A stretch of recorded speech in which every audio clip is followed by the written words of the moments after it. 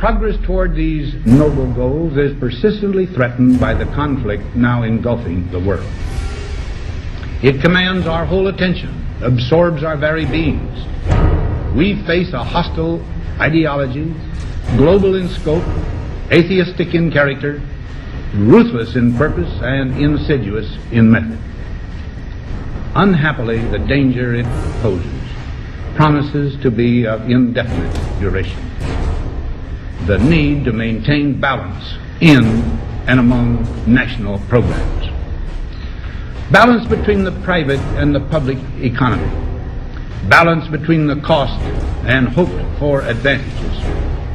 Balance between the clearly necessary and the comfortably desirable. We have been compelled to create a permanent armaments industry of vast proportions. We annually spend on military security alone more than the net income of all United States corporations. The total influence, economic, political, even spiritual, is felt in every city, every state house, every office of the federal government. Yet we must not fail to comprehend its grave implications. Our toil, resources, and livelihood are all involved. So is the very structure of our society. In the councils of government, we must guard against the acquisition of unwarranted influence, whether sought or unsought, by the military-industrial complex.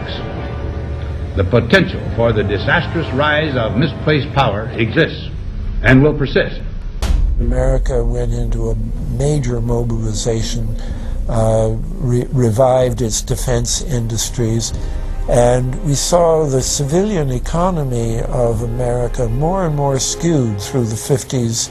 Already in Eisenhower's time, he could see it coming, that you were getting a larger and larger defense military component of the economy, which, unlike the rest of the economy, was very, very centrally organized about lobbying for more and more new weapons. It was the political skills of this military-industrial complex, which I think Eisenhower was really warning us about, and rightly. There is a military-industrial complex. Today we see a situation where the civilian economy is really in tatters, and most of our civilian production has gone overseas to third world countries. What do we export? Our biggest export practically is garbage, but apart from garbage, we export military equipment. We have a special act which subsidizes, makes it possible for countries abroad to buy our armaments because it's too expensive to produce them for one country only. So we have become a very efficient military-industrial complex, but the civilian economy is only a ghost of what it used to be, and this has terrible consequences for democracy because it means that the power of this lobby is now sort of dominating what goes on in Washington. Through multinational corporations, global intelligence networks, out-of-control banksters, all under the veil of national security and black operations, the global elite have consolidated power on a massive scale over the last several decades. You see, global corporations not only fund and develop large technological and military projects here and abroad, they also own the consumer industry and production, as well as all of the important media. By owning the vast majority of what we hear and see on a daily basis, we have been manipulated on a mass scale as to regards to what we believe and desire, both socially and politically. Edward Bernays, the nephew of world-famous psychoanalyst Sigmund Freud, would study group dynamics and become the father of public relations. He authored the book Propaganda in 1928. In it, he described how to intelligently and consciously manipulate the habits and opinions of the masses within a democratic society. He went on to state that those who harness this unseen mechanism of society constitute an invisible government and are the true ruling power. It is they who pull the wires which control the public mind, who harness old social forces and contrive new ways to bind and guide the world. The average American is distracted, mindless, worried about minuscule things, celebrities, as if it was their own family members. And this is by design, because the powers that be, who own the media, know how our brains work. They know scientifically how the human mind functions. They know about sociology, and they are using the media, and have used the media for decades now, to entertain people with issues that don't really matter.